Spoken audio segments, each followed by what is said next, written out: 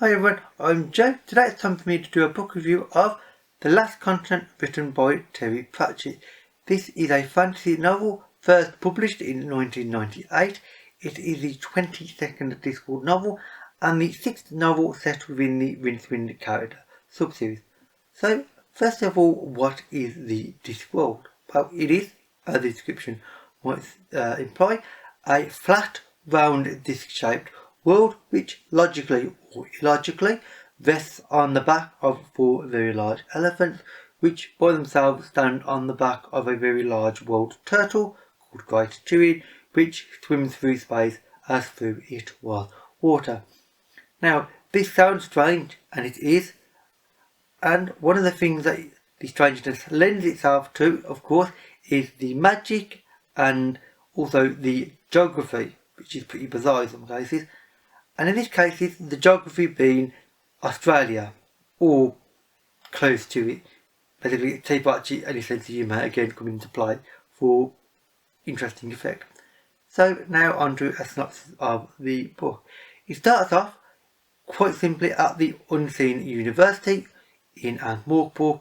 The Unseen University is the big magical university for wizards, and Ankh-Morpork is Terry Pratchett's very sarcastic and interesting view on London, England. Basically all the stereotypes about London, England, and he just wrapped them up and twisted and turned them for greater amusement, frankly, and enjoyed himself immensely. So, in the university, the wizards are holding a bit of a vigil and trying to see if they can look after the librarian. The librarian of their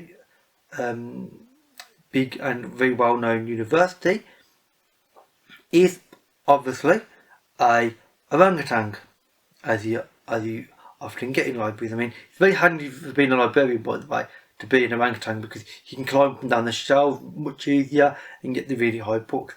And as this is a magical library, some of their shelves are rather tall. Well, technically, depending on how you look at them, some of them are infinite.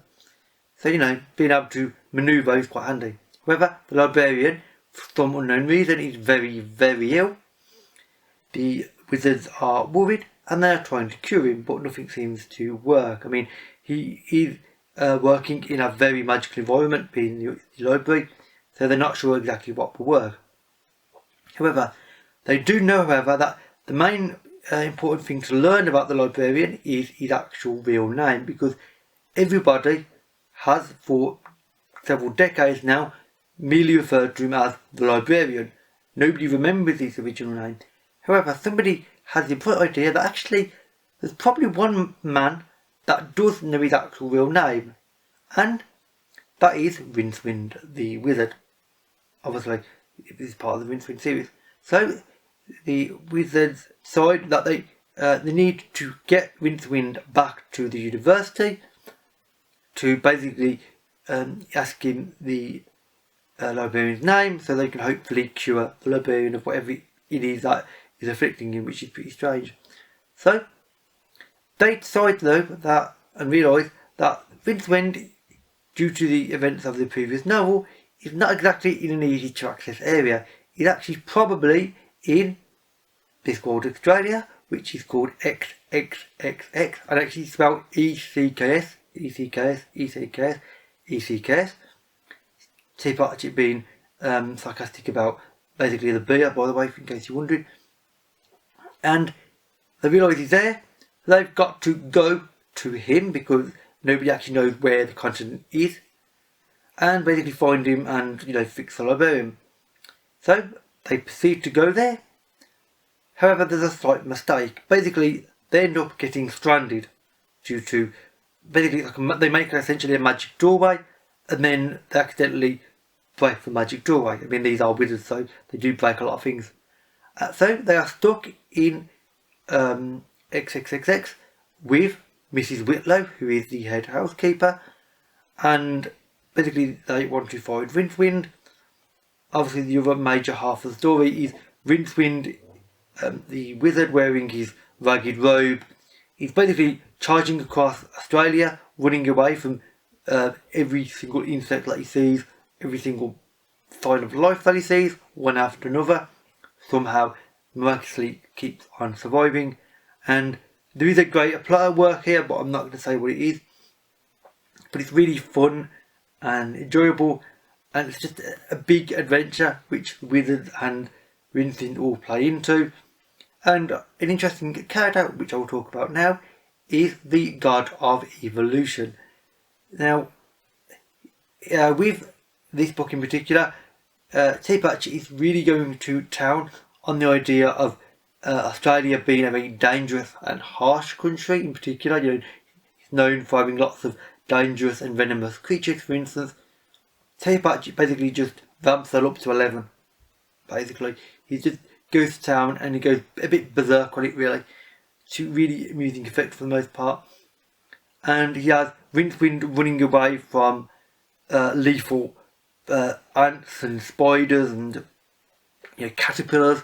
Literally anything that moves, Rincewind is running away from it. Although, frankly, at this point, there's a certain amount of explanation for that. I mean, he has been attacked by virtually everything that moves at this point. The Wizards and the God of Evolution come into play. The God of Evolution is an interesting character. I don't want to say too much about this character, but having a God of Evolution who thinks that maybe could do things a little bit different than the standard forms of evolution, and he wants to do improvements. He's thinking sort of almost scientifically about evolution, rather than these sort of magical thing that other deities might think of. So it's an interesting situation and one that's really fun. Rincewind is of course always a fun character. Now he's always running away from everything, and at times he can be a little bit wearing that he runs away, although there are a few moments in this book where he actually doesn't necessarily always run away, at least not immediately, which is actually nice. The Wizards, led by Mustrum Ridcully, the Chancellor of the university, are a brilliant group of individuals, let's say. I mean, I would say good people, but that's debatable.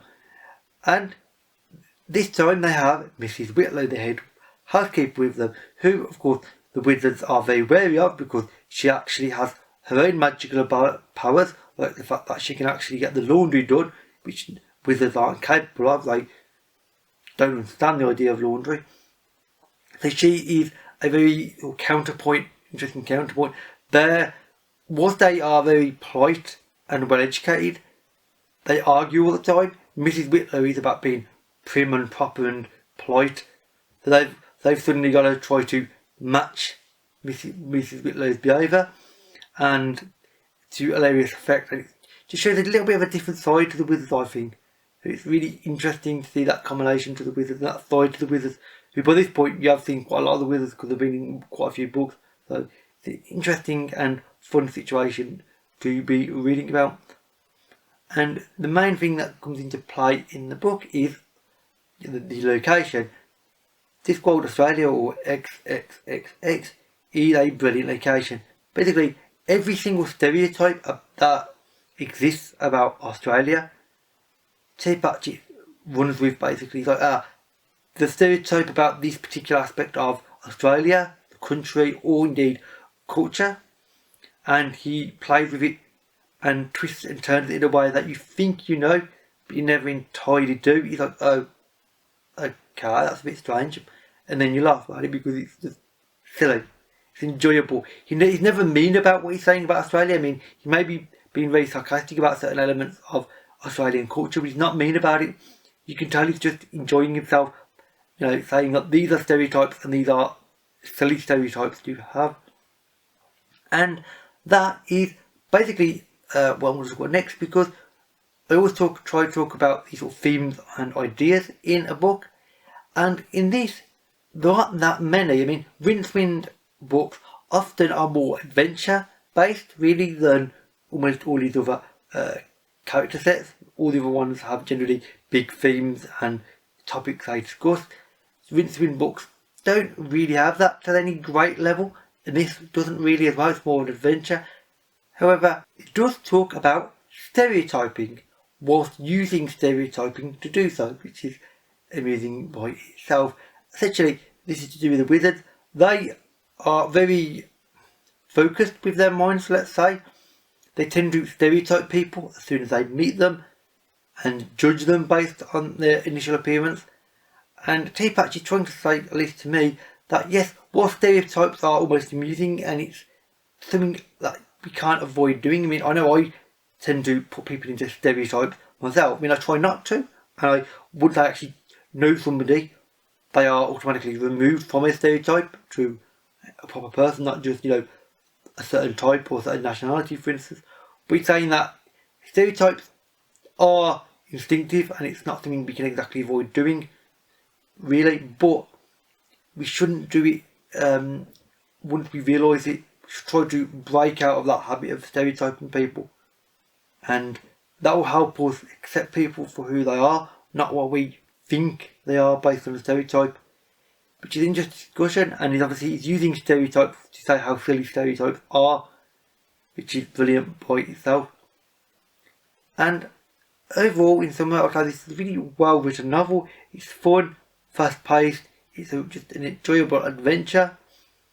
I wouldn't recommend it if this is your first Discworld, because obviously being fixed in the Rincewind series, it may be a bit odd to you, but it's certainly worth reading. A link to the book on Goodreads can be found in the description box below, as well as all my social media links. And with that said, that is it for this video. So thank you for watching, and I'll see you another day. Bye for now.